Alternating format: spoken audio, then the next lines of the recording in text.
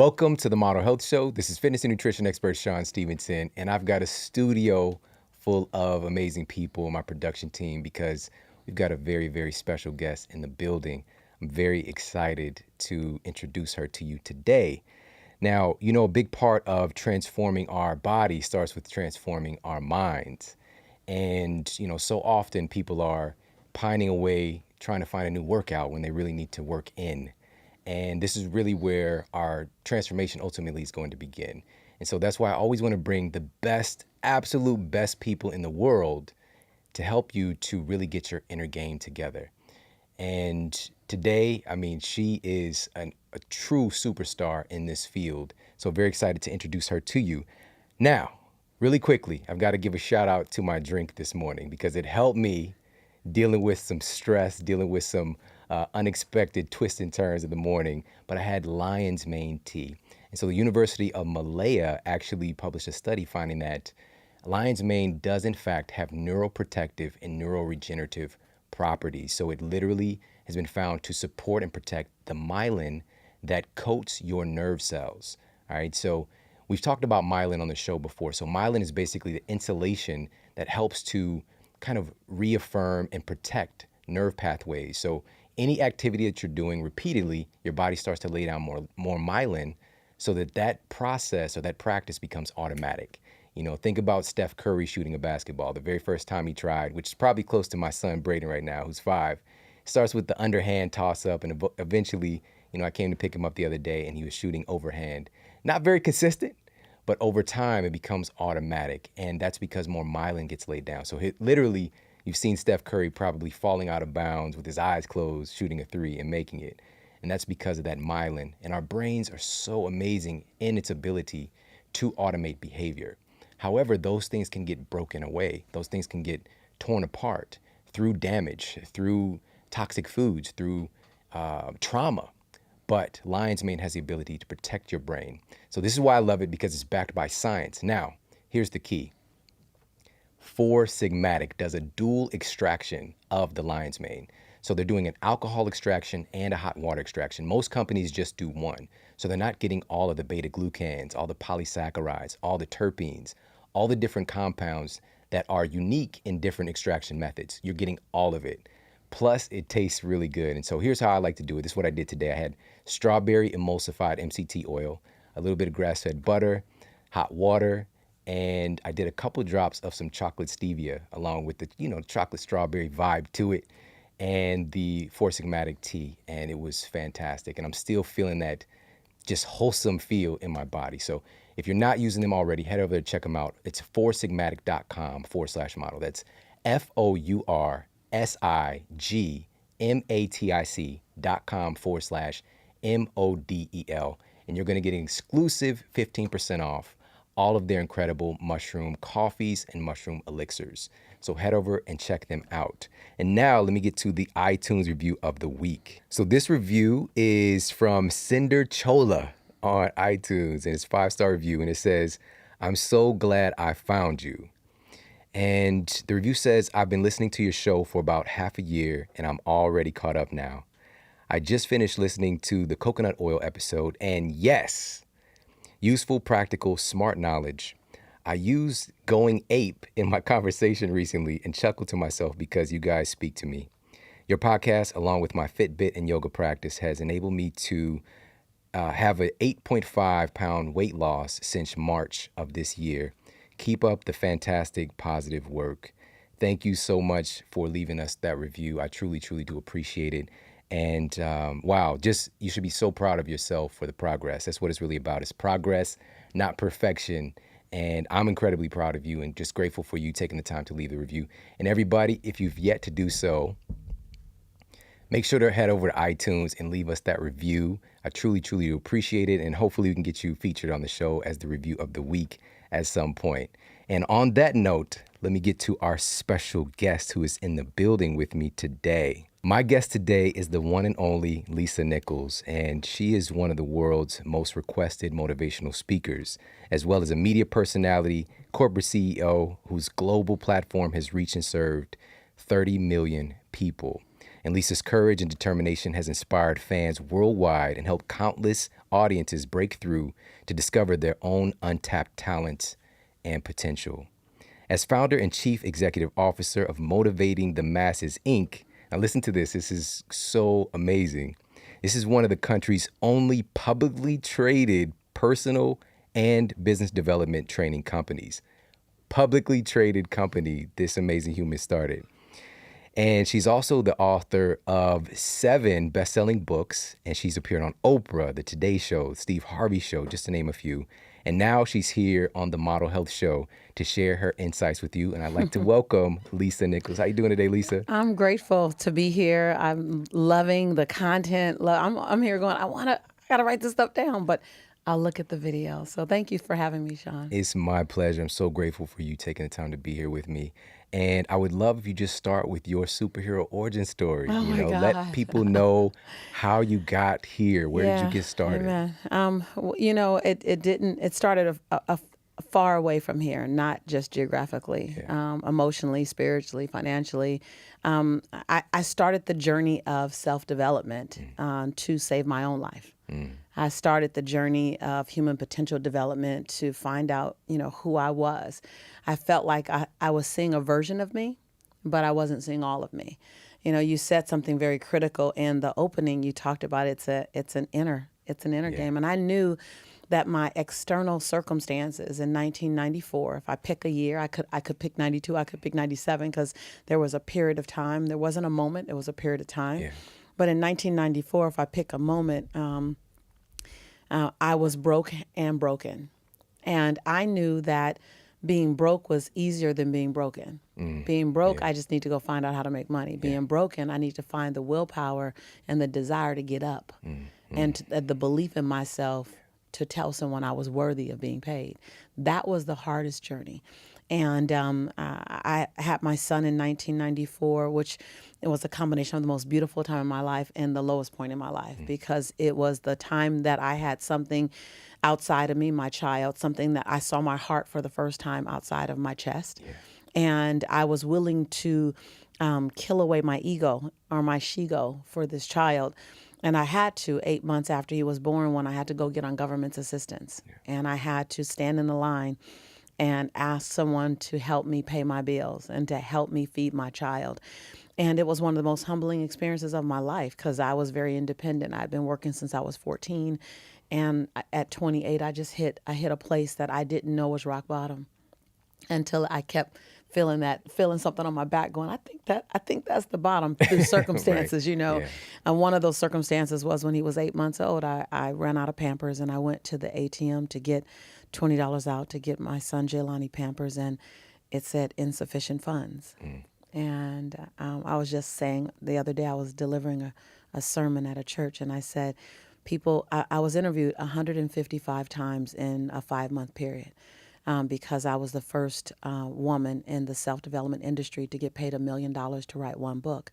And it just created a lot of buzz, and I'm very grateful for it. And everyone kept asking me the same question: what did you do? What did you do? What was the moment? What was the moment? And everyone was looking for a moment. So I started looking for a moment, what was the moment? Because it wasn't a moment. But if I had to give it a moment, I said to a lot of people that interviewed me, I said, listen, I don't know if you remember that thing that made you decide, but I remember that thing that made me decide. It said $11.42. That I looked at that balance, and it was at 7-Eleven. I'll never forget. That's how broken my life was. I was banking at 7-Eleven. I was just going to the ATM, paying all the extra charges, because I didn't even want to go to the bank. Yeah. I knew I had some NSF checks there, so just everything was in chaos. And I saw 1142, and I didn't know at the time that was my moment. Yeah. But when I looked back at it, because everyone kept asking me, what was the moment? The thing that comes in my head was 1142, and then what happened after that? I had to wrap my son Jelani in a series of towels. Wow. For 2 days. And, someone asked me on another occasion, because every time I tell the story, tears come up. And they said, you've told the story so much. Do you ever just make the tears come up to make the moment more important? I said, no, I'm a mama. Yeah. Every time I tell the story, I'm a mama who had to wrap her son in a towel for 2 days. I don't get excited about telling the story, but I owe you the story because you see public company. I run a multi-million-dollar business. I travel the world. I inspire people. I live a first-class life. But you want to know, more importantly, how did I get there and what was the inspiration? 1142. It was my moment, and I didn't know how to get out of there. It didn't happen overnight when I decided I'm done. There was no, the ceiling didn't open up and lights didn't come down and angels singing and all of a sudden everything got great. No, nothing changed in my life but my mind. I was bankrupt, and I love to use the word bankrupt because bankrupt means there ain't nothing left. I'm done with this version. I'm ready to press reset. I was bankrupt with being broken. So I began to search. I became an explorer. I mean, and I wasn't in school, I was a C average student. I never got above a C plus. I wasn't extraordinary in anything except for track. I just gotta say, I was state champion for the record. I held the 330 hurdle records for 18 years at my high school. I'm just gonna say, but academically, I didn't surpass anything other than average. Academically, I struggled for 12 years in school. I was considered right above special ed. I found out in my 20s that it was primarily because I'm severely dyslexic. Wow. But I didn't know now I use my dyslexia for my advantage. I teach holistically. I go both directions when I teach, right? But then I didn't know. And so 1142, wrapping my son in Pampers and towels until I can afford to buy him Pampers was my moment. And then I became an explorer of information. I knew that if my external circumstance was going to change, I had to learn what I didn't know. I had to learn what I didn't know because I was already using everything I knew, and what I knew was getting me what I was receiving. So apparently people must know something I don't know. And I just literally, someone who didn't, the last time I took an English class, I got a fail.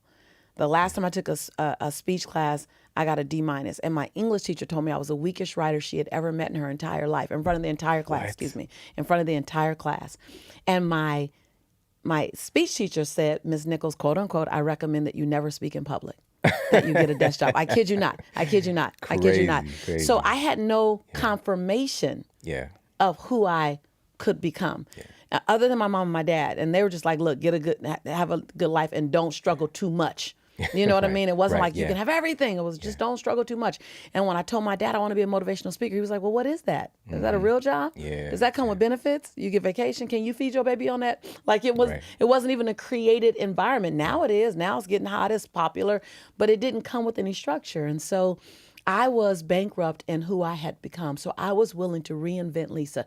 I was willing to kill away any part of Lisa that was going to hold me back from being the woman that I hadn't even met yet. Now, that's a big statement because when you kill away, that means you have to sign up for being in constant disruption for a very long time. And you also have to sign up to walk by yourself for a very long time, possibly.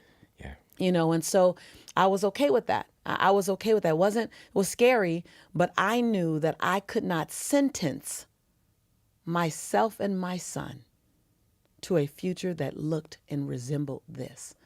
So I got a glimpse in a very real way at 7/11, 11/42 of the life I wasn't willing to live and the future I wasn't willing to repeat. So all I kept looking for are new experiences that didn't repeat this, new experiences that didn't look like this. And the further away from what I knew I could get, and I wasn't physically away, I was still living in Inglewood.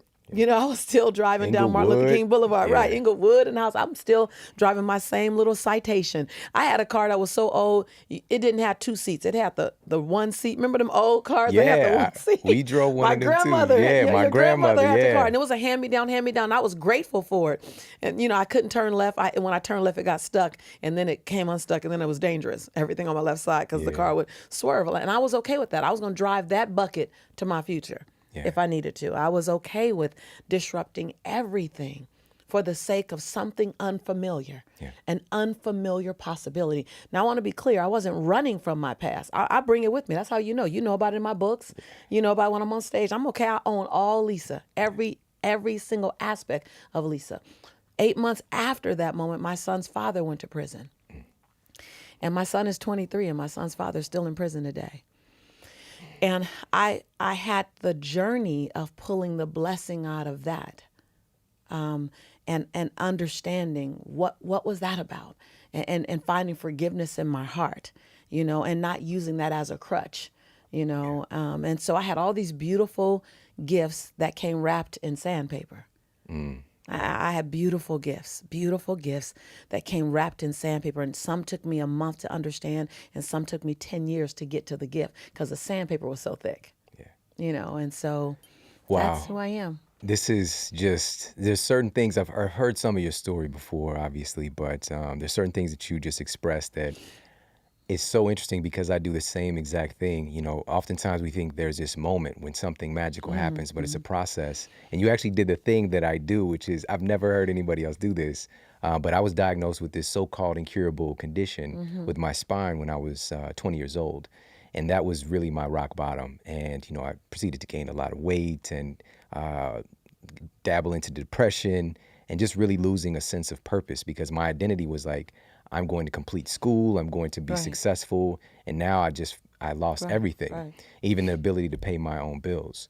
And when I finally decided to get well, which is the key, and so many people look past that, it's mostly like, I'll give this a try, we'll see what happens, I wish this would change.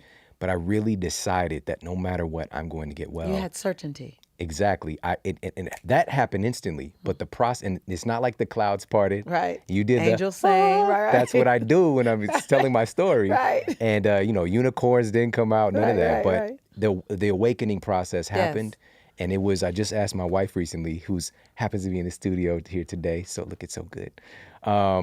I asked her when we first met, did I tell you my story? And she was like, no, you didn't. It was just kind of like, you told me pieces, like, this thing happened and, you started to do this.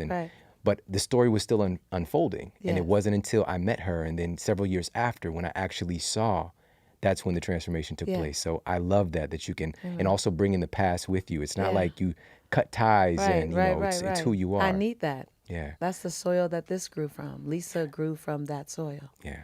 Love that. One of the things that I'm also hearing in the story is something that we often do, which you made a decision to follow a path to find happiness and to find success. Yes. But so many of us postpone happiness. Right. Right. Can you talk a little bit about that? Absolutely. We wait for a moment in time. Something has to happen in order for us to be happy. And to me, happy isn't something that you go and find. You can't Google download happy. Happy grows from you. Happy grows from a moment. And happiness isn't something you arrive at and it's a destination that you stay at. Happiness is something that you seek to evoke and emanate and grow and experience and touch as much as possible. And you're willing to leave it to revisit it. Happiness comes in freedom. See, whenever something is rigid and it has to stay, then you just left happiness because now you have to stay at happiness. Happiness is a place that you move in and out of. It expands and it contracts with you. Happiness is something you can measure. I always say, I'm as happy when I look at my child, I'm as happy as his saddest day sometimes because he's my heart outside of me. And so then I detach from him. I let him define his happiness and I watch, but there's never a moment I'm not connected to my child. And so if he's going through a dark part, there's a part of me that is always with him, so, and happiness is not something that someone else can gift you. Happiness is not something your wife can give you. Happiness is something your wife can celebrate and elevate with you. Your children can celebrate and elevate with you. Happiness is something that you sit and you look at, you touch, you breathe. Happiness is something you take a step away from and you look over there and say, what makes me happy? I just spent 32 days in Barcelona. You had to wait till I came back from Barcelona to make this happen. And I went to Barcelona for to put my life in 3 buckets. To put my life in, the first bucket was, this makes me really happy and I want to live like I choose it. You know how you can get to a place where things are coasting? I don't want to coast. If I'm madly in love with the time that I spend with my grandmother, then I want to be madly in love with it when I see my grandma. So last night, before getting on the plane and coming to you, I was in the living room dancing with my grandmother. I put on some of her favorite songs. You would be surprised. My grandmother loves Tupac, India.Arie, and Alicia Keys. I don't understand it. Hey, but amen. No judgment zone. Right. Go ahead, my grandmother, she was like, which one you gonna put on, baby? I haven't heard Tupac in a while. I'm a straight rider. Right. Exactly. exactly. So and I just danced with her in the living room because that just brings a sense of joy that's I can't explain. I can't explain what dancing with my grandmother does for me. And the second bucket, so the first bucket is to choose what I want in my life, what I love in my life, and then to re-choose it powerfully and to let it be seen in evidence of how I show up with it, that I chose it and I choose it versus just coasting. The second bucket that I put my life in Barcelona was I choose this, but it needs modification. It needs modification. Like I love it, but it needs modification because I'm tolerating some things in this experience that I would be happier if I didn't tolerate. But I want it. I just need modifications. I need some things to shift. I need some experiences in this experience to shift. And then the third bucket was I choose to release it. That our time is complete. The experience of living in overwhelm, the experience of saying yes when I want to say no, the experience of wanting to be liked and loved by everybody, the experience of opening my doors to everyone who knocks on the door and says, I need to come in. The owning my no so that my yes can become more valuable. The experience of some people in my life, that our season is complete. Like I put my entire life in 3 areas. I choose you, and I want to live like I chose you. I choose you, but I need to adjust this experience so it can feel better for the both of us, at least for me. I don't know how you're doing it, but I need it to feel better. And then I choose to release this.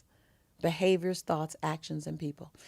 So I spent 32 days in Barcelona having that experience so that I can keep revisiting happy and stay in and live and not expecting happiness to always be there as prevalent as those moments when I'm dancing with my grandmother.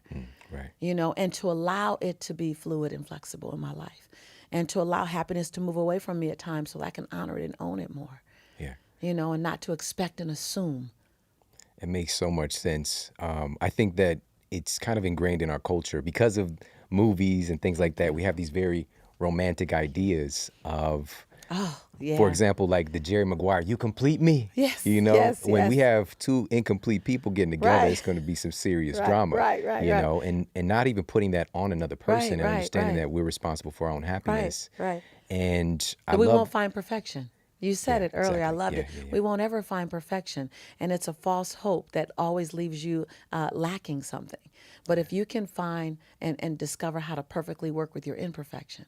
And what I've done in some days better than most and other days not, is I've learned how to dance inside my imperfection. I like that. And so I I like love that. when you opened with that. I loved it. I was like, yeah, because then it allows us to be more gracious with ourselves. Yeah. I love those 3 buckets. It reminded me of the Bozo show. Do you remember that? It was Yes. like the little game at the end. I was like, I'm going to get on there one day. It And was I'm gonna like get 5. the ball in the bucket. Yeah, Right. and then the show, of course, was canceled shortly thereafter.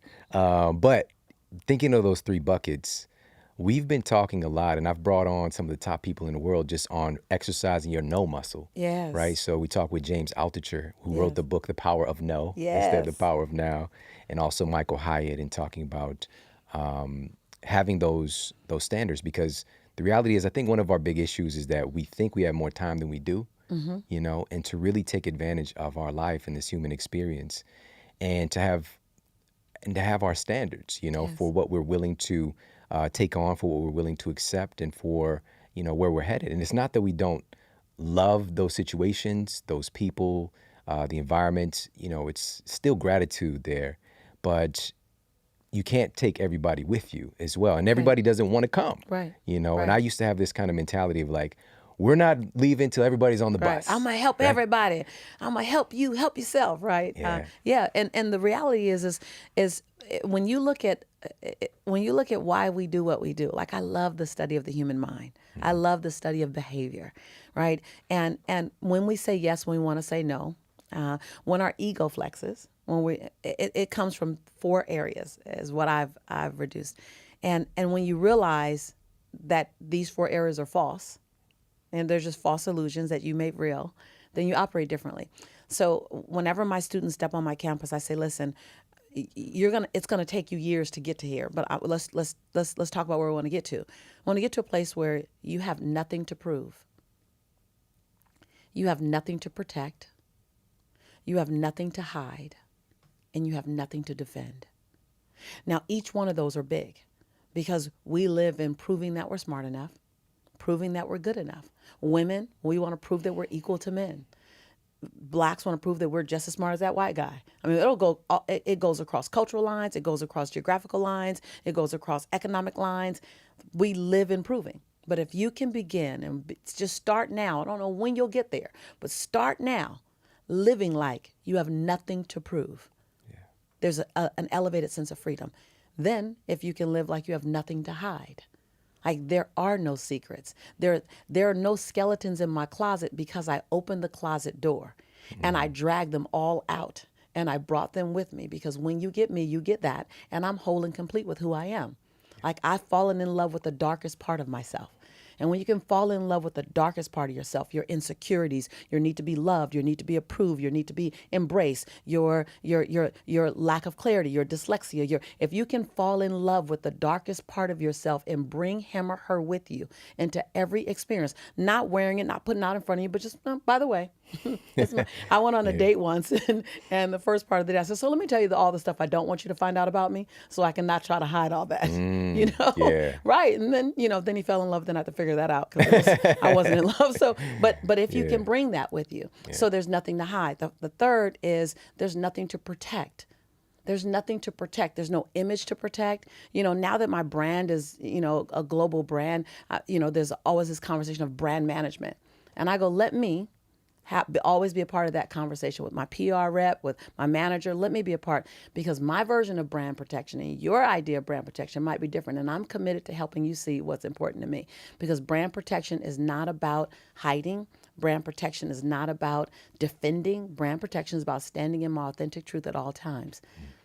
So I have some health things. I hope we'll talk about that. I've had some health transition and that was a big deal conversation in my camp. Like, how are you going to tell people and what's going to happen? And I was like, hold on. The truth is sexy. Yes. The truth is so sexy. Oh my God. I'm so attracted to someone who says, so listen, here are my issues. Now, if you can work with that, we're cool. Like if you want, don't try to hide them. Just tell me what we're working with. And so nothing to prove, nothing to protect, nothing to hide, and nothing to defend. There's nothing to defend. This sounds like a tough one. It is. Yeah. Because our natural ego wants to defend. Our ego will rise up and say, I got this. And it's your humanity and your humility and your servant leadership that will say, hold on, I'll take care of this. Yeah. And when you can apologize and fall on the sword on behalf of your brother or your sister, when you can love the perceivingly unlovable, when you can love the perceivingly unlovable, and you can forgive the perceivingly unforgivable, that society will give you permission to not forgive, you forgive it anyway. That society will tell you, you don't have to love that, you love it anyway. And you don't just love and forgive, you love and forgive out loud. That's when you have an elevated sense of freedom. And that's when you become a change agent. And your life has a timeline, but your legacy doesn't. Oh, I love that. Infinite. What I want to do is help people to get to that place where they can employ these insights a little more readily. So I'm going to talk about that and also your transformation too. I want to talk about that as well. And we're going to do that right after this quick break. So sit tight and we'll be right back. All right, we are back and I am talking with the one and only Lisa Nichols. And we were just going through some of her incredible insights on how to really make some changes to our inner game, to really enjoy our life more, to really experience more success and happiness and health. And I feel that a big part of our struggles to have happiness, to find success that we all really desire, has to do with our lack of a sense of value, and I feel that we continuously undervalue ourselves, downgrade and degrade ourselves because we don't understand our inherent value. And I would love if you could share any insights that you have on how do we actually start to understand our value? Because I think that it's something that it's an epidemic right now and people don't really understand how much they matter. Right. Well, I believe that in this climate, and I think it happened before, it existed before 15 years ago, 20 years ago, 50 years ago, but now more than ever, we listen to the noise that my grandmother says, other people's perception of you ain't none of your business. That who you woke up as this morning has to be enough, irregardless of the activities of the day. And so if you look at who do I see myself before anything else happens, am I whole and complete inside of my imperfection? Especially with social media, you look for the likes. You know, I was just saying in the message I was delivering the other day in church that my job, your job, is to get up and like you. And every other like on Facebook is bonus. But you Yeah. liked you first. And I think the journey to liking you, the journey to getting to that place, that's where everyone's seeking. That's what people seek when they step on my campus. That's what people seek. And ideally, we watch people get to that point when they've studied with us for a while. And what that looks like is, if you want to know, in my opinion, the first thing to do is to become whole and complete with every decision you've ever made. Because we're holding ourselves hostage to our past decisions, actions, behaviors, the things we did that we felt we shouldn't do, and the things that we felt we should have taken a leap on that we didn't take a leap on. So one, become whole and complete with all of your past decisions. Because when you know more, you do more. And you made all your decisions based on what you knew at the time. And you can't measure the man or woman you are based on the decision you made back then, based on what you know now. You didn't know then what you know now. If I knew then at 29, what I know now at 51, excitedly my 51, I wouldn't have made those decisions. But I knew what I knew. And so I did what I did based on what I knew. So one, become whole and complete with all your decisions. Two, recognize that forgiveness is not about partnering anyone else in your life. Decision is about opening up more internal real estate for love and possibility in yourself. So I think forgiveness of yourself and forgiveness of others. So if you ask me the two things, one is to become whole and complete with your decisions and your actions from 20 years ago. Become whole and complete with those because you knew what you knew. That's why you did what you did. And two, recognize that forgiveness is not about partnering a behavior. It's not about giving. It's not about giving acceptance to what occurred. It's about opening up more real estate in your body, in your heart, and in your soul for what's possible in the future, because two things can't occupy the same space. So where there's hate, anger, shame, blame, there cannot be love and possibility.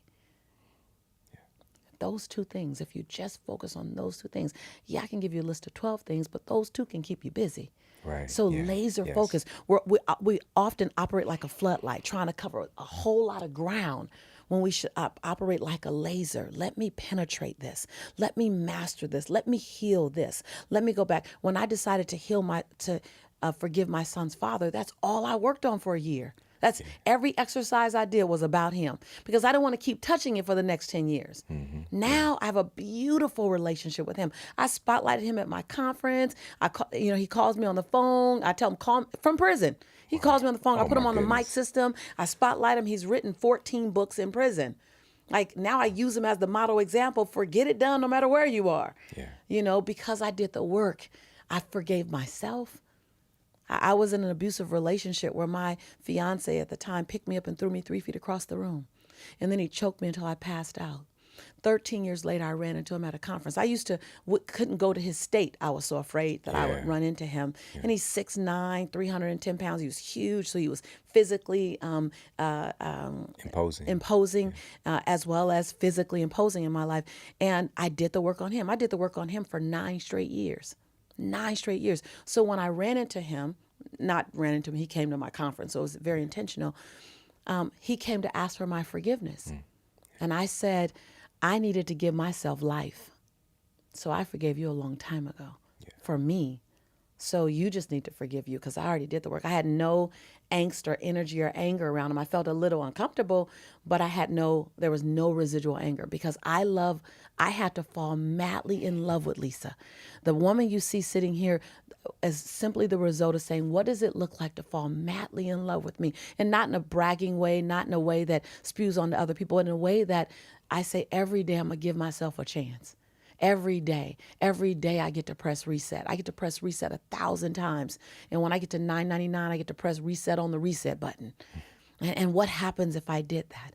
And so you're right. Valuing who I show up to be means pardoning myself from all my choices that I've been judging and I've had shame around. And then it also means forgiving myself and others for the times in which their actions didn't align with their heart. I think it's those two things, accepting and forgiving. And those have been the two biggest things in my life. You know, when I asked you that question, I had no idea you were going to bring up forgiveness, but it makes complete sense, and you just broke it down. Why? You know, I love the quote from Nelson Mandela when he says that carrying resentment is like drinking poison and expecting it to kill your Right, enemies. exactly. You know, and so often we don't really, because you don't know what you don't know. You're not Yes. paying attention to Yes. it. We're carrying around this toxicity because we're Yes. carrying around hatred, resentment. Yes. Why me? Why'd they do this to me? Shame, And it's blame, not that it's anger. not real. It's not that it Yes. didn't happen. Yes. But we need to free Right, ourselves. right. You know, and Energy goes where energy grows where energy goes. And if you give that energy, that just grows. yeah, yeah. I'm so glad that you brought that up. And please, everybody listening, make sure to take heed. And she said it also. This is a practice. You know, sometimes forgiveness can happen in a smaller time period. But sometimes it really does take a Yes. practice, and keep continuing to bring it back up and working on it. And I'm so glad you brought that up as well. Now, you also, when you were talking, you said 51 years old. I about choked on my swallow because I can't believe, you know, that Absolutely. you look so good. Thank you. Now, and I think it was maybe somewhere around 10 years ago, I first saw you in The Secret, in the Yes, movie it The was about Secret. 10 years ago. My mother-in-law gave us the movie, and I remember You seeing have you a on good that. mother-in-law. Yeah, she is. She's the best. She's the best. And so you've had a physical transformation have. as well. And I know that, you know, you mentioned it earlier, that even changing what's going on with your company in response to that transformation. So Yeah. I'd love to hear, like, what was the catalyst for you Yeah. to make this transformation real? It was, it's not a beautiful story.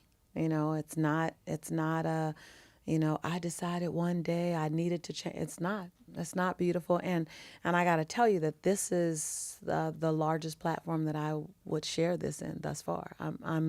I know that I'm being called to share the story because I think that I will have a part in leading, particularly women who are dealing with obesity, to move away from that space. I believe I'm not choosing that. I'm gonna be very clear, but I am obedient. Yeah. And so it just keeps coming up more and more and more. I find myself here on your show and on other shows. And yesterday and the day before, I was in Hollywood meeting with television producers and executives. And, the question is, am I willing? Am I willing to share the story? Am I willing to go to this place? My transformation came out of a severe sense of medical need. What most people don't know about me is while I was making the 7 bestsellers, either as a contributing author, as a solo author, during that exact same time from 2000 to 2015, I was dealing with private medical hell. And, medical diagnoses and medical challenges are not something that will find their way to the stage or to your books or to your conversation effortlessly because they're so private. And I don't ever talk about a battle that I'm still fighting. Interesting. I don't discuss battles that I'm still fighting. I get to the other side and find out what was the lesson I was supposed to learn, what was the defeat that I had, or what was the victory I created, and how did I get into that battle, and how did I get out? Now let's talk about it. So I'm not one to, because I don't have a 360 view on it yet. I'm still in it, so I'm skewed. And I was in this battle, so I didn't talk about it much. But I had a hormonal imbalance that caused me to have a cycle, a menstrual cycle for 28 days out of the month, which caused me to have 6 blood transfusions in 3 years, which caused me to always have a low blood count, which caused me to have a very slow metabolism, which caused me to not burn fat. And then I gained weight, and then I had sleep apnea, and my sleep apnea turned into a severe case of sleep apnea, where the average person with a very strong case of sleep apnea wakes up 30 times an hour. That's a very extreme case. I woke up 62 times an hour. And so I traveled all around the world while I'm doing Chicken Soup for the Soul, Chicken Soup for the African American Woman. So Secret, I'm traveling with a CPAP. And machine and continuously gaining weight. Very athletic, very working out, eating clean, and just you know, couldn't couldn't kick my metabolism in gear. And then after a while, I didn't have the energy to work out. I had no energy to work out. I didn't know that I hadn't gotten a good night of sleep Yeah. in over Yeah. 10 years. I didn't even know. And you can be inside of a hell and not even know you're there because it's your norm. Yeah. And Yes. so Absolutely. I didn't know. I didn't know that I was sleep deprived. I didn't know that I was a danger to having a heart attack. I didn't know that there was no way I was ever going to kick anything in gear because there was too many factors medically. And, add to it your ego, or Yeah. Yeah. ladies, my she-go, that I didn't want to think about a medical challenge because I come from an athletic background. Yeah. Like I'm a gladiator. I go hard and I go long. I swam competition for 9 years. I did synchronized swimming for 7 years. I was a state champion for 3 years. I was in like all this stuff. I just kept feeding myself all this stuff to keep me stuck. Yeah. It was just keeping me stuck. And then one day, after taking a series of tests, I took every test, blood tests, Hormone iridologist, panels. hormone balances. I did everything. I just did the entire, because I felt, this is going to sound weird, but maybe not to you. I felt a form of life leaving me. Yeah. And it probably was just exhaustion all the time, but I felt like I was never, I would want to do this. I would Yeah. try to get my head above a water that wasn't there, but I didn't understand. I couldn't get a deep breath. I couldn't understand. I could sleep for 10 hours and wake up exhausted, and I just couldn't understand it. I can do the CPAP machine, and I couldn't understand it. I just couldn't get around it. But I was grinding hard. I was making Yeah. bestsellers. I was on the stage with Jack Canfield and Tony Robbins and Les Brown, but I couldn't get this thing. I just couldn't figure it out. And so I took all these tests, and I knew it was serious when my doctor told my assistant, Margaret, whom you've met, sit her down, put her in front of a Skype. I need an hour.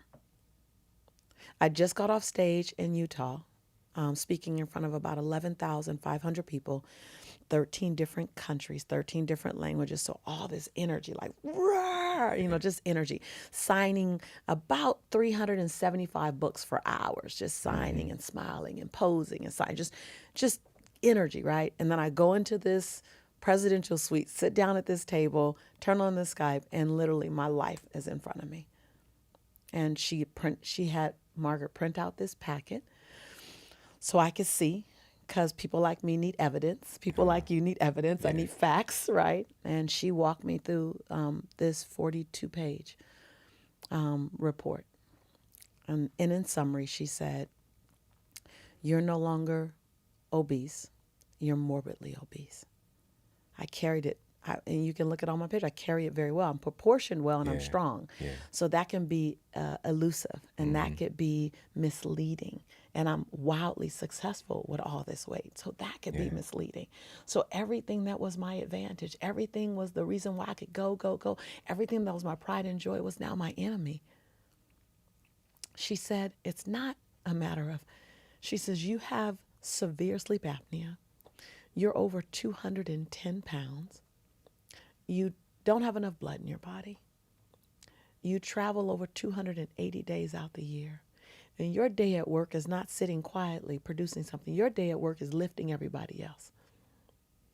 She said, I'm going to tell you something and I wouldn't tell anybody else. And I'm going to tell you this because I saw you speak. I'm going to tell you this because I sat in your audience. I'm going to tell you this because I read your books and I need you to get it.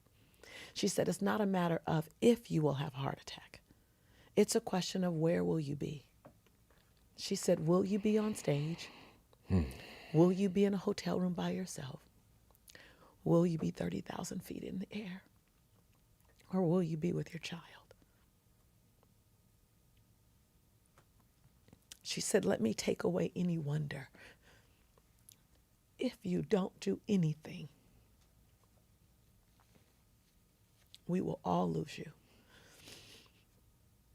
And for 2 years, because I'm stubborn and I got a big ego, for 2 years, I tried to unknow what she taught me. Yeah. For 2 years, I tried to act like she don't know what she's talking about. And then it hit me in November of 2015 how selfish I was being. How selfish I was being at the chance that I would take this message that God brought through me away from people. I would take myself away from my son because of something as small as my ego. How selfish was I? And then I was embarrassed at myself. So I ran to the doctor. Like, I ignored for 2 years. And then I ran to the doctor with this apologetic energy, like, I'm late. I was told this 2 years ago. I need help. She said, the doctor said, I'm going to recommend something I don't recommend. You need a boost. You need a medical boost. So you need medical help to get the boost. You're not going to lose the weight by yourself because you don't have enough sleep. You need more sleep to get the energy. You need more weight loss to lose the sleep apnea. It's just this cyclical cycle that unfortunately you fell in, and you need help. So I went to a doctor that did gastric bypass, and I said, here's my sleep apnea report. I'm not sure if I qualify because I was right on the borderline. And he said, Miss Nichols, it normally takes us 6 months to approve someone because you got to be psychological, you got a nutritionist. He said, we will get you in 32 days because you are a walking heart attack waiting to happen. And we need to start the weight loss so that we can we can just balance you out. And I know there's 100 different ways you want to do it. And I cried every day up for 32 days until I got on that table because my ego didn't want to do it. And I felt like there was another way and I just don't know about it. And then every day I thought I was on borrowed time. I was on borrowed time. Yeah. And so my weight loss started with that surgery. And then I jumped in immediately as soon as I could and got responsible. Eating was not a challenge. For years, I've eaten clean. That was not a challenge, but I got into the exercise. I got into the movement, which was not a challenge because I've always lived very physical. And then I dealt with a year and a half of shame behind having the surgery. I mean, severe shame. Yeah. Now, I'm telling you, 2015, December 16th, 2015, to May 3rd, 2016. So, that was like yesterday. Yeah. I dealt with severe shame. I felt like I cheated, because ego. Yeah. Ego said there's only one way. I was meeting with a very well-known television network that we all know 2 days ago, and they asked me about my transformation, and I shared with them a little bit of what I'm sharing with you, and it was easier because it was just 3 people in the room. Yeah. And she said, "What did you feel?" She was trying to find the sensationalism of a story, right. And what I don't do is I don't do entertainment. I don't do empty entertainment. I'm a transformational person. There's enough entertainment in our real drama. And so I can tell she was trying to find the sizzle. And I said, she goes, "So did you feel like you were fake when you would go on stage?" I said, "Absolutely not. That I stand by everything I've ever said. That simply was my private hell. And I didn't have to share that. That's my private life. And because I'm a public servant and teacher, does not mean that I don't get to have my private experiences. And I don't talk about a darkness. I don't talk about a battle that I'm in the middle of, because as a shepherd, and this is my role, everyone has their role, but as a shepherd of transformation and healing, I would be irresponsible to still be in my hurt and pain and bring you there with me and not know how we gonna get out. Yeah. And I needed to go through it and be able to turn around and look at it, just to sit here with you and have this conversation from the other side, to go, here's what happened. Here's how I got there. I couldn't tell you my ego got me there when I was still there. I was justifying my ego. Right. My ego had good reason. My ego looked like my purpose, and my ego was sexy. It was protecting me. It was defending me. It was keeping the camouflage on. So I wouldn't have been any service to anyone. I would help more people stay in their hell had I talked about it while I was still in it. And so I had to get to the other side. And then for the year after, I dealt with the shame. And it literally had been so long since I had shame live with me. I passed through shameful moments, and then I check out, hold on, wait a minute. I do my work because I know the work to do to release shame, guilt, anger, resentment. I know the work. I teach the work. I live the work. I'm a student of the work. And I wake up and this shame will be with me. And I go, you here again? I'd be on stage and this shame would be with me. And I go, what is this? And everyone on Facebook was talking about my body. So here I was in this personal, private health hell that no one knew about and no one had to know about, making bestsellers and transforming lives and touching millions of people, doing it with me. And then I go through this transformation, very difficult to go through. And all of a sudden, the very thing that's the most private part of my life is the most public and talked about thing without me discussing it. Right. So if you go back and look a year on Facebook, I never talked about my health. Everyone's like, oh my God, you look amazing. And every time someone say, what you do? I go, no, because I wasn't at peace yet with my journey. And then because I'm so athletic and muscle has a memory, right? Yeah. And I didn't do any skin grafting. My stomach is completely flat. My arms, I got a little cut here and there, and so now it just elevated the conversation, right? Yeah. Oh my God, it's the gun show. I do the Lisa Nichols show on YouTube. It's the gun show. It's not the Lisa Nichols show. I'm like, oh my God, come on, guys. Yeah. And so I had to make a decision. Do you live with the shame? Or do you make the most private part of your life public? Like, I told no lies, so I didn't have anything to clean up. But do you make the most private part of your life? And I knew that I couldn't make a portion of it public. I had to tell you how I got to the surgery table. Because you said it in your intro. You said, what'd you say about it's an intern? Yeah, working in and not just working out. Oh my God, that's so beautiful. That's such a beautiful statement. Oh my God, that's so beautiful. And if I am not the poster child of like, it was like in, out, in, out, in. I had to let them dance together. And then I had to take them public.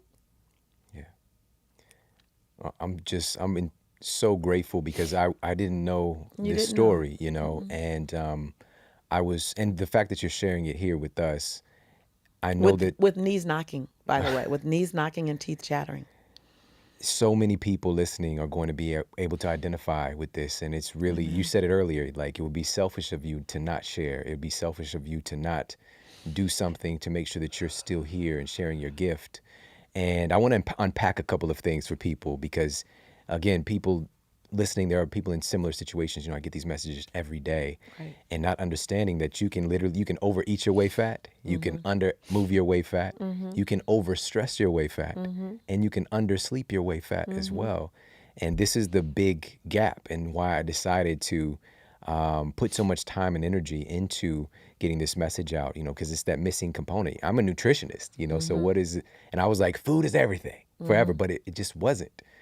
And seeing the stories and having people coming into my office, and it wasn't until it took about 5 years for me to actually look at the people who weren't getting the results everybody else was getting. What's going the on? common denominator? What's going on with their sleep? And it blew my mind. And seeing so many times what you mentioned earlier, this vicious cycle that takes place because you need to sleep in order to lose weight. You need to lose weight in order to sleep. Yes. So how are we going to address this? And there are ways to stack conditions in your favor. Sometimes, and this is part of the Model Health Show, is that you have to understand everything is an option. A Twinkie is an option. If it's a zombie apocalypse and you come into a 7-Eleven and you need something to eat, Twinkie is going to last for a little while. However, we want to... Matter of fact, they never go away because they're artificial. They won't Exactly. ever. The Twinkie will outlive you. It'll be Twinkies and roaches left. Right. But the fact is that, we need to steer on the side of what our genes expect us to do Right. to start with. But sometimes we found ourselves in a complicated spot where we might need this or that. Maybe it's an antibiotic treatment, and we talk about the dangers of antibiotics here on the show. Right.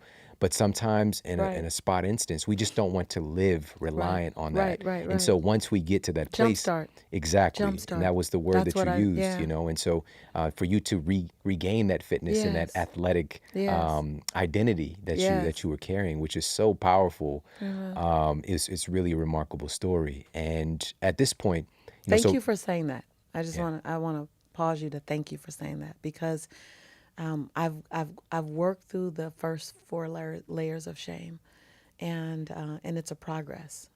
But I'm grateful when I hear nutritionalists and fitness experts align with, you may need a jump start. In my travel bag stays my protein bars and my protein powder. And the life I live today is the life that I'm supposed to live. And the me that I am today is the woman that's been waiting to come out for 15 years. And I needed a particular path to help jumpstart that, and then to become responsible for my emotional being, my financial lifestyle, and my physical awareness. So thank you for that, because I'm strong and I'm emotionally healthy. And if I struggle with it like that, yeah, exactly. then what are my sisters and what are my brothers doing who may not be in the work like this? So I just want to thank you and hold the space for those of you who are listening, who are walking into this. I always say, where there's evidence, there's truth. And let there be evidence that there are multiple ways to get to where you need to get to. And if you are willing to do something you've never done before, you'll get something you've always wanted to get. Yeah. And that's what that's what I had to do. I'd love to talk now about what are you doing now? Because again, you're 51 and you Yes. look so, I mean, I was like, she maybe, late 30s maybe. Hey, man, thanks. But just mentioned, and you travel obviously a tremendous amount. Yes. That even the average traveler, this is like times 10. Yes. And you mentioned, carrying along your protein bars, your protein powder. So what are some of the things that do. you're doing now? I bring my lifestyle with me. Like I don't, there is no excuse. There's no excuse for me to be healthy and to choose healthy. I bring my lifestyle with me as much as I can.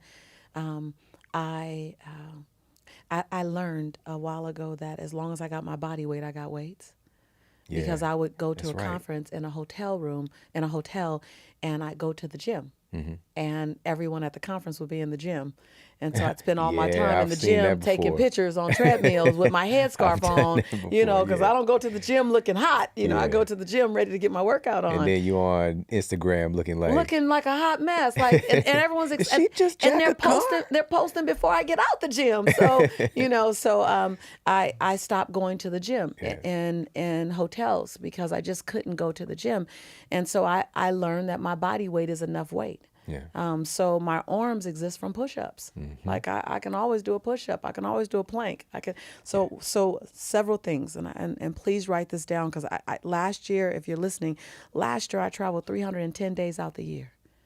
On average, I'm in 8 to 13 different countries and over the course of a year. I just got back from Barcelona. Before that, it was Budapest. And before that, it was Ireland, all before May. And before the end of the year, I'll do Barcelona again. I'll do London. I'll do South Africa. So my excuses for not working out consistently are sexy. Yeah. Like, they're Yeah. like the kind of excuses even the Right. trainers will go, okay. Right. Right. Well, dang, I can't beat that. Right. So I have to be really aware that I have to bring my lifestyle with me. So number one, I am never without nutrition. I'm never without protein. I'm never stuck to where I have to get that whatever. Right, Krispy Kreme. Yeah, right. It's not Or- even an option. It's not even. When I saw people standing in line for Krispy Kreme at 5 a.m, I decided I'm never going to go, because I might love that donut. Yeah. So I stay away from things that don't speak life into my body. I don't dibble and dabble a little bit, because I have an extremist behavior. So number one, I have to know me. Yes. I don't ever Know do yourself. a teaspoon of anything. I'm going to give me a big gulp of whatever. So I got a big gulp right things. Right. I spend my time and my energy in things that's going to feed my future. So I believe that my body and my mindset and how I feed is being responsible to my future. I have a large calling on my life. I have a big purpose, and it's my job to take care of the temple that's going to live out my purpose. So my body's not just my body holding up my head like it used to be. My body is the instrument living out my life's purpose. So I think the first thing is to understand the life's purpose. Understand, and you don't have to understand it in its wholeness, because by the way, it's going to change. So my purpose 20 years ago is different than my purpose now. It's revealing itself to me in different forms. And in 20 years, I'm going to be doing something different than I'm doing now. And I even have a glimpse of that, so allowing it to unfold in seasons, right? And then to be responsible to take care of the instrument that's going to get you to your life's purpose. And so I carry my life with me. I'm comfortable in my no. I'm okay with being radical. I'm okay with making bold, outrageous requests of me and people around me and the universe on behalf of me being able to live out my life's purpose. Because a part of it's understanding, and I say this and not in an ego way, or ladies in a she-go way. that to understand my contribution is so necessary that I have to be willing to be a stand for myself. Oh, it took me years to get to. I got to be willing to not only celebrate my yes, but own my no. Yeah. To not only dance hard in the middle of the day, but also require that I get my sleep. To not only be willing to be radical inside of service, but also know when I need to refuel my tank, because I don't do you any good serving you from a half empty cup. I don't even want my cup half full when I serve you. I didn't come here. I didn't fly into you on a half empty cup. I came to you in my overflow. I'm serving you right now from my saucer. Like, that's your responsibility. And so when you look at it that way, that my body is the instrument living out my life's purpose, it's not just about not having love handles. It's not just about having great quads and great abs and great legs or looking 30. Like, looking like I'm 35, 39, or 40, that's a benefit. But the true gift is that I can go hard for the next 25 years. That you gonna sit down, I'm gonna tell you to get up. Like, that's my intention. Is to go, come on, Sean, we still got something to do. Like, I because the purpose is so big. Mm-hmm. Do you know what I mean? Yeah. And so when you're fueling your purpose, when you attach yourself to something bigger than you, the Twinkie is interrupting the purpose. The Krispy Kreme is interrupting the divine assignment on your life. Mm. See, I don't choose things that's not going to serve my body, not because I'm going to be honest, I'm not like you. I don't miss the gym when I'm not in it. Is that how he is? His body, he feels a little off if he don't get, that's not me.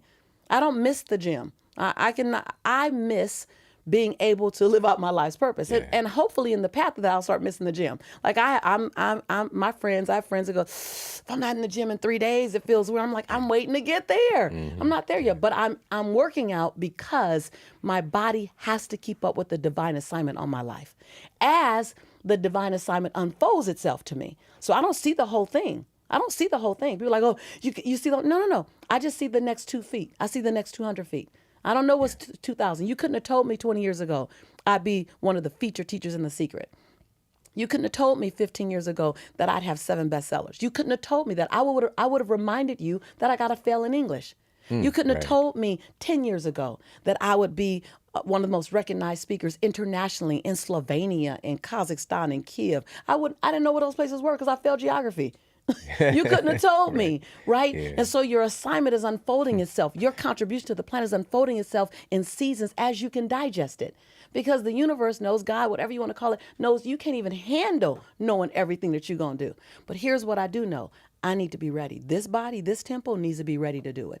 So I know my life is not a race. It's a marathon. So when you think like that, the desire to do the stuff begins to fall away because I'm constantly attaching myself to something greater. But the same thing is emotionally. I also don't attract drama. No one brings drama to me ever. When they whisper about people, I'm like, she don't want to hear. She working on something. So it's holistic. It's food, it's behavior, and it's habits, and it's mindset.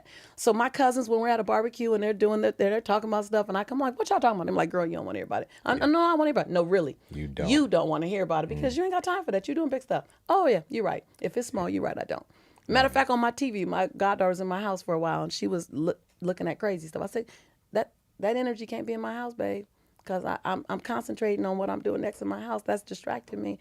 So it's mindset too. It's so So I do, I do a number of different things, but I really keep my mind in a place that's gonna require me, Working in. You got it. require me. Yeah. And then, I'm dating, right? I'm single, so well, he don't think I'm single. I'm still deciding if I'm making a decision, right? I'm in deciding. So anyway, I'm not married. So on my dates, I shifted as I was dating to go. So here are the things they say. What do you love to do on the phone? You get to know somebody. Oh my God. That process. Oh my God, right? And for a long time I wasn't dateable. So I was okay. I chose single because everything in me was birthing a man child and raising a man child and birthing a purpose and raising a business. And I didn't have anything else left. So I consciously chose, let me get these two things out. My son is now 23, graduate of Le Cordon Bleu Culinary Institute, and my business has its legs. Now I go, okay, now I'm ready for that because I want to put all in when I put in. So, but now inside my dates, there's a parameter of how I date. I date hiking, I date skating, I date biking. So I date walking on the beach. I have all the ways that I date. And when people say, oh, that's really not interesting me. Great, this was quick and easy. Right. This was right. quick and easy. It's not Thank a fit. you. Right, because I date active, because I live active, because that's who I am. That's who I choose. So I set my lifestyle up to be in alignment with my intention on every level. I put a gym in my office. Drove my CFO crazy. He was like, we need the space. Find it somewhere else. That's going to be a full-fledged gym. Full-fledged gym. Now we have motivational workout Mondays in my office. I'm not there. And you can they will Facebook Live it every Monday. Full-on workout for 45 minutes in my office, everywhere from everybody from my CFO to my COO to my assistant, working on they don't have to, but you choose. I'm gonna create the environment for you to live. I'm gonna pay for your health benefits, but I'm also gonna help you get healthy. Yes. Yes. So I just design my lifestyle around it. What you did, obviously, with changing yourself, you changed the culture Yes. around you, and it begins to just trickle down. And that's Yes. so amazing to hear this. And also, some people are gonna be like, well, I can't do that. There are pieces you shared on multiple different areas that people can do. You have a body. And so just becoming more physically literate is what I call it. Understanding you don't need a gym. You've got that amazing body and you can find various ways to use that. And of course, we've talked about that multiple times on the show. But as you can, think about how can you integrate more health and fitness Yes. into your life so it's just a part of the environment. Yes. It's my life. It's not I used to think of it as the extra. Yeah. This right. is my life. This is just my life is living in this body. This is the machine. This is the machine and the temple that I was given. I was blessed with an operational system that's asking me to invest in it so that I can live out my divine life purpose. That if I just look at it like that, there's an obligation. You got to pull me hard. So I'm not I don't do taps like this well. I won't even feel it. I'm like what? You got to stop me. I freight train me. That's just how I learn. But once I get it, you ain't got to worry about it. I'm going to live like I know. The worst thing you can do is know something and live like you don't know it. That's robbery. That's right. Right? That's Yeah. some deep stuff, right? Yeah. See, you get off if you There's a don't know term it. for that. Right? You get off if you don't know it. I didn't know it. Okay. Yeah. But when you know it and you live like you don't know it, you have to keep relearning it. Yeah. Because the universe trying to tell you, you know this. So let me give it to you again. That's how we end up saying, how did I end up here again? Right. The answer is you living like you didn't know it. You living like you didn't learn it. So I got to keep giving you this financial breakdown. I got to keep giving you this relationship breakdown until you live like you know it. I got to keep giving you this physical breakdown until you live like you know it. And so I like to believe I'm a good teacher, but I am a phenomenal student. Yes. I'm a better student than I'm a teacher all day long. I go, okay, universe. When I was on Oprah, I said, I always ask God, what lesson am I supposed to learn in this situation? And she goes, I asked the same thing. And I was like, well, I know I'm asking the right question then. There you go. What lesson am I to learn? And then live like I got the lesson. Otherwise, I got to get the lesson again. And then to recognize that you have to be willing to evict. And I say evict. Because an eviction is, it's over, it's done, get out. Right. Evict is a strong word. You even say it strong, evict. Yeah. It's just you have to be willing to evict any part of your thinking that doesn't align with where you're going. So that's where I do this exercise. I recommend if you're listening, do this exercise. I do this exercise called Expose the Lies. I get a pencil and a red pen and a lot of paper. And in pencil, I write down every lie I'm telling myself that don't nobody else hear, but I know it because I'm with me. And I write down all my lies around money, all my lies around relationship, all my lies around my physical appearance, all my lies around my family, and I have a lot of them because the bigger you play, the more lies you have, by the way. So don't get all caught up beating yourself up if you have 7 pages of lies. The bigger you play, the bigger your breakdowns. Bottom line, just be okay with that. If you ain't having breakdowns, you ain't playing big enough. Your job is to walk through them breakdowns, right? And people sitting on the couch every day watching whatever, Housewives or somebody, they're not having a lot of breakdowns because they're not up to a lot. That's okay, no judgment. So I would write down all my lies in pencil. And I would sit I'm crying, ugly cry down my lies. And I'd put this in my first book. Writing down the lies, expose the lies in pencil, write down all the lies. Give me an example of a lie. Oh, yeah, money is hard to make. Yes. I can give you hold on. Like, I'll never have a long-lasting love. I make too much money for men to really see me as their equal and to really value me and to get into a loving relationship. My family will always think that I'm different because I travel the world and I'm around a lot of white people all the time. Yeah. Like all the stuff is stupid stuff, but it's true. It's in your head. It's the chatter in your head going on in your head all the time.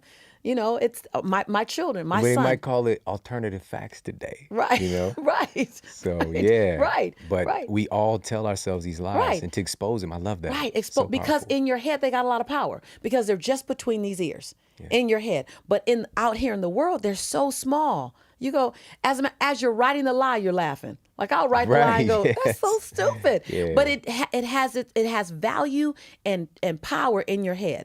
So I've been doing this for years. All my students who step on my campus, I go, come on, y'all, let's do expose the lies. And so we just write in pencil. You write the lie in pencil and you skip 4 lines if it's on line paper, or you skip a space if it's on blank paper, and then you write another lie, and we'll just sit quietly for like 45 minutes. Everybody's like, I put on some like nice healing music because you're gonna feel like you're sludging through your mud.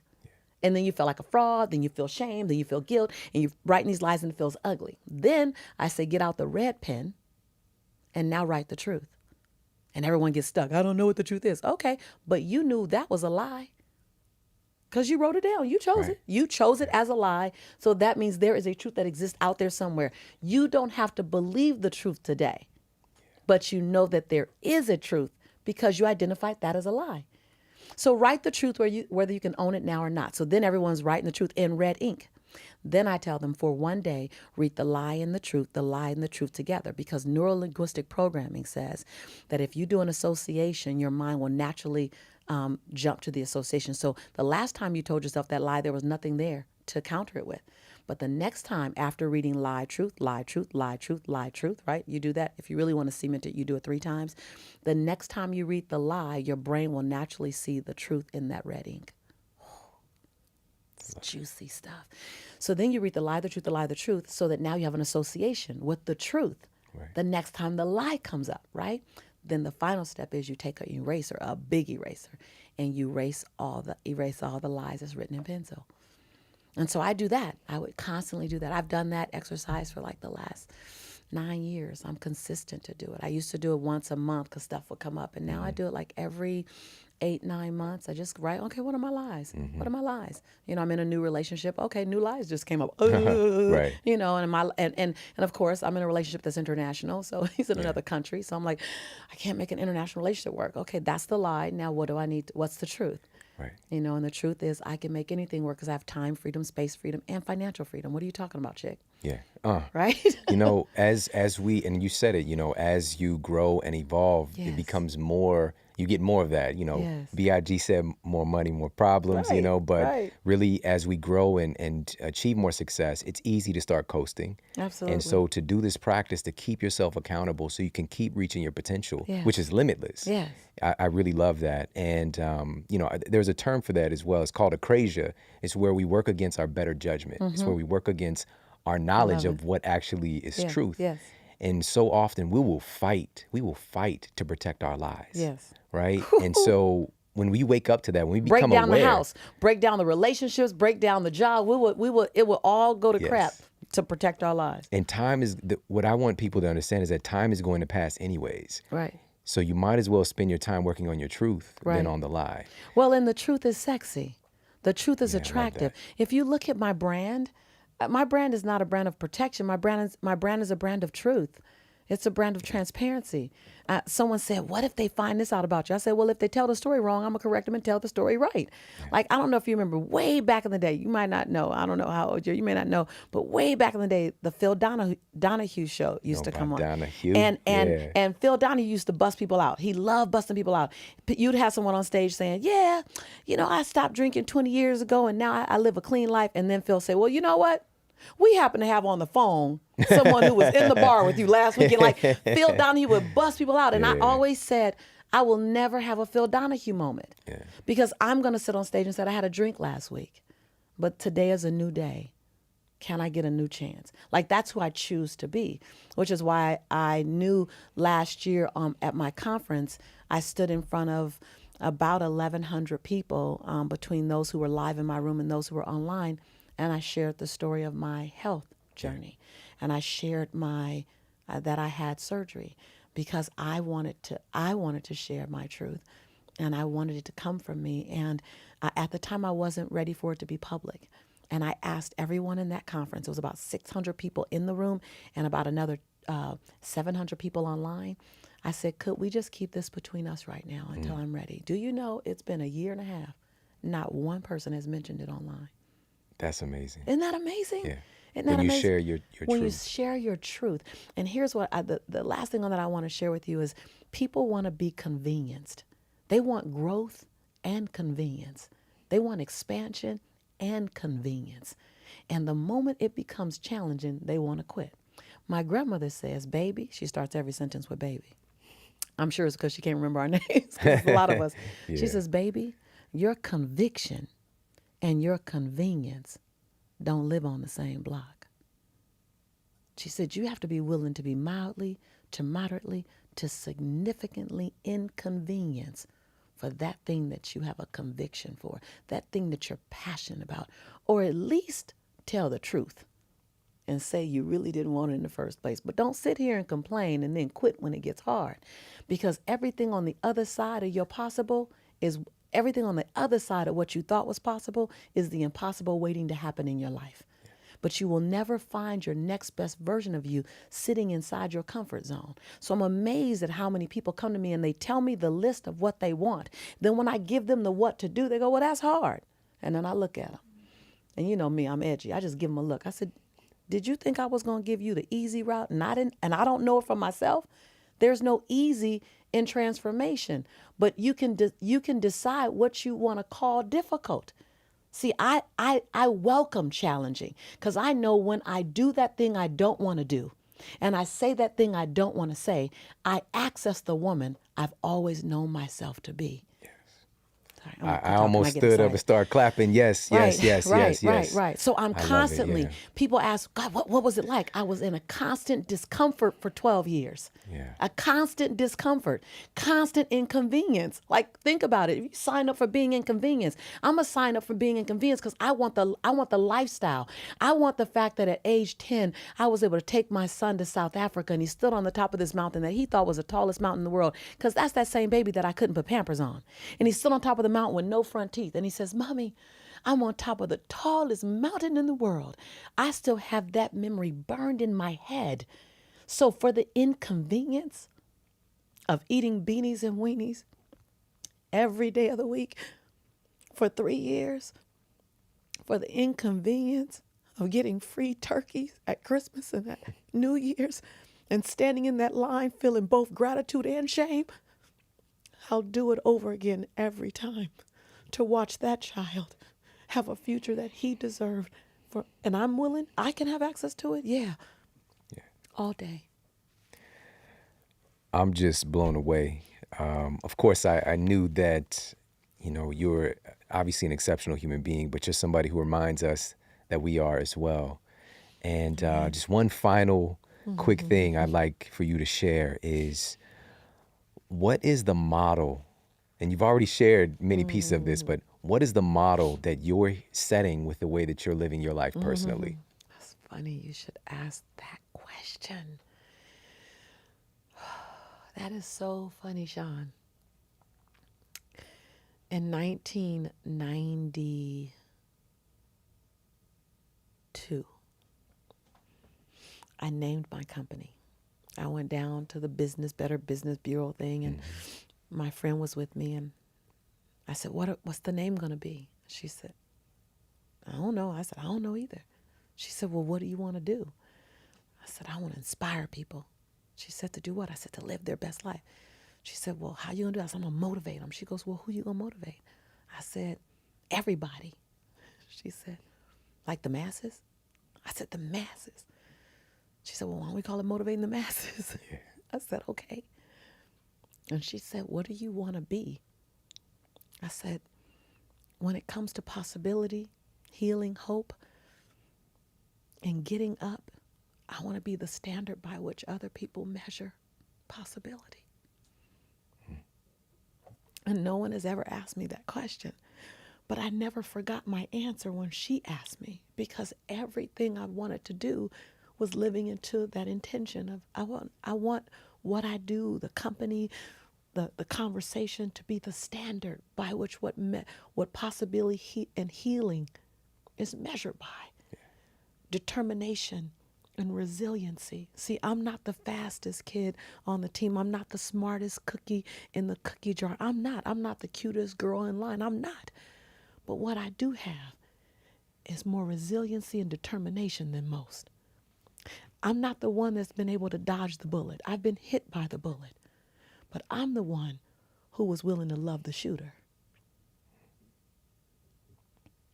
That's the distinction. I'm not the one who got the hookup. I'm the one who's willing to keep getting up. And if you're willing to keep getting up, you won't ever be afraid of being knocked down. And if you're not afraid of not being knocked down, then you will give yourself permission to fly. Failure is my friend. Failure is my friend because I've learned how to fail forward. Yeah. Darkness keeps me company because I've learned how to walk through it. I never take out real estate in my darkness, so I'm not afraid of darkness. So when you get to that place, then everything is free game. Or you wake up and say, okay, what next? Bring it on. Because I'll fail. I'll fail today. I'm okay with that. I'll fail forward. I'll go through darkness today. I'm okay because there's light on the other side, and I ain't taking out real estate. I ain't even taking out lease option to buy. I ain't even doing a rent to own in my darkness. I'm going to keep going. So now you welcome it all. And in 1992, I said, I want to be the standard by what that possibility represents. And I don't need to be a celebrity. I want to be very clear. I never, ever asked to be a celebrity. The most uncomfortable time in my life was when The Secret came out. Because it made me, I was on Oprah and I was on Larry King. And I was like, whoa, I was okay leading from behind, And so then I had to get comfortable. Oh, this is a byproduct of doing my work. This is a byproduct of doing good work. Be okay with this. So then, okay, I say yes to that too. And so. Yeah. Oh, well, thank you for the question. No, this has to be one of the best answers that I've ever heard. And Lisa, if you could, please let people know where they can connect with you online. I know you've got some programs. You kept mentioning your students, so please let everybody know. Oh, it's funny. This is always the awkward time because I never come with that in mind. Thank you for allowing me. You would go to, as you know, my name, motivatingthemasses.com. Yes. And my request is that you jump into something that's a baby step. Give yourself a small yes. We always try to go for the big yeses and the big things. I want to go 1,000 miles. Just walk 10 feet with me. And if it feels right, then walk 10 more feet with me. And my goal is to walk hand in hand with people who want to transform their future into something barely recognizable, because that's what I was able to do. And I believe that this isn't just for some of us, that abundance is our birthright. It's our birthright, regardless of our culture, our religious background, our economic status, our geographical origin, our physical appearance. That abundance is our birthright. It's not just for some people. It is, in fact, for everyone. It's not a myth. It's a possibility. And it won't ever come to your door delivered by UPS or FedEx. You got to get up You got to flex your muscles, build the muscles that are in atrophy, whether it's your quads, your triceps, your abs, or your financial muscle, your forgiveness muscle, your emotional muscle, your faith muscle. You got to build your muscles that are in atrophy so you can have the life that you deserve. And no one's going to do your sit-ups for you but you. You are and have always been your own rescue. Yes. I know for certain, just having the opportunity to meet you and to see how much you give, and even the overcoming obstacles, going through the darkness to even get here today is just remarkable, and I'm very grateful for you. But so we got motivatingthemasses.com. People can find you, and I'm finding you here, and everybody else is finding you here on the Model Health Show. And I just want to Thank you for having me. It means a lot to be here. Oh, it's totally my pleasure. And from my heart to yours, I acknowledge you, and I'm so grateful for all of the times that you said yes to your mission despite the circumstances. And thank you for coming and inspiring everybody today. I appreciate it. You're welcome, Sean. I want to acknowledge you. I want to acknowledge you for being a stand for people in possibility. I want to acknowledge you as a man, as a son, as a father, as a husband, and as a brother. That when you decide to shepherd people and you decide to be a part of the solution, the conversation, the possibility, that comes with a heavy mantle. It's not easy because you have to choose to be the conversation in the dark of the night when no one's looking, on the days that it doesn't feel good, in order to sit in front of the camera and in front of the mic and serve from your overflow. So I'm honored. I'm honored that you would find value in what I say and what I bring enough to ask me to come.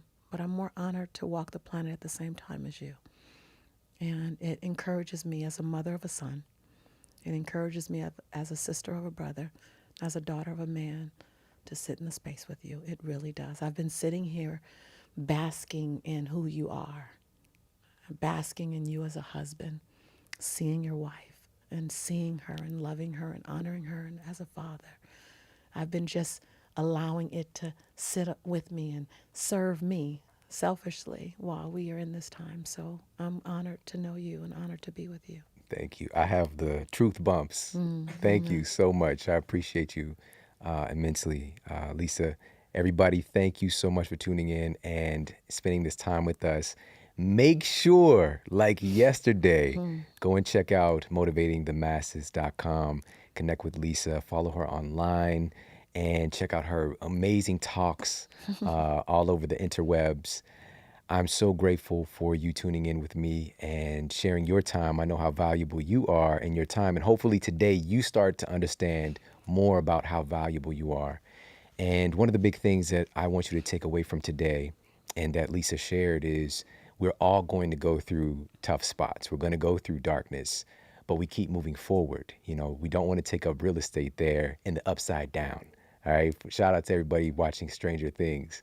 But we don't want to take up real estate in this darkness, because this is not where we're supposed to live.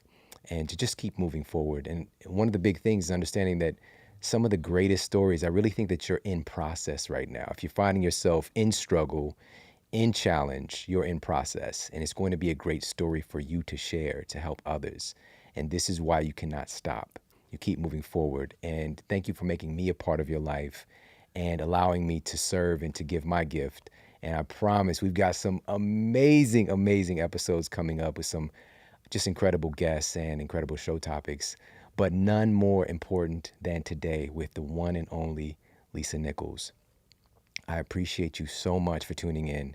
Take care, have an amazing day, and I'll talk with you soon.